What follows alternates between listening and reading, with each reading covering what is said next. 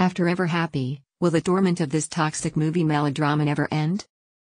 If two people love each other, there can be no happy end to it. This Ernest Hemingway quote from 1932's Death in the Afternoon is cited at least twice during the tepid, turgid melodrama that is this fourth outing in what is perhaps the worst film franchise of the 21st century.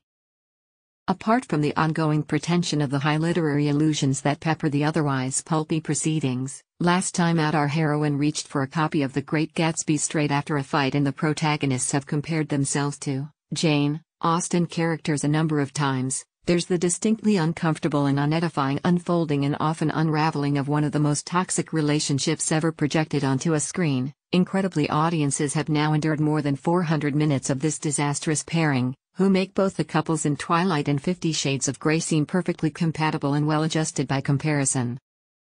So it's out of pure concern for audiences' well-being that I address After Ever Happy's biggest crime, and no, it's not that no one actually gets punished for burning down a London house in the opening moments. Despite early assurances that this was the last film in the series, it's not. The torment will continue for another round.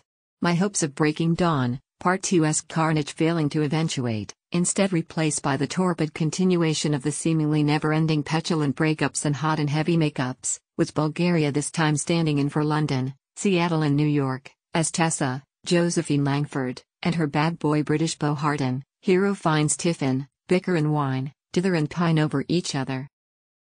There are family crises to deal with, painful pasts to reconcile and duvet days and therapy required. But this is a film where neither of the main characters actually seem to do anything, although Tessa does bizarrely seem to abandon her publishing career for hospitality. Although, to be fair to Langford, neither she nor Tessa are really this series' biggest problem.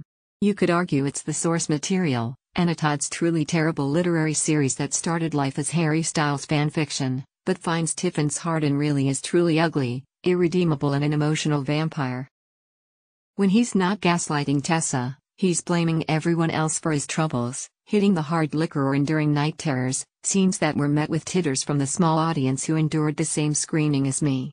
If you thought Hayden Christensen's Anakin Skywalker in Attack of the Clones and Revenge of the Sith was the epitome of a man-child and bad boyfriend, you haven't seen an after movie. Lucky you.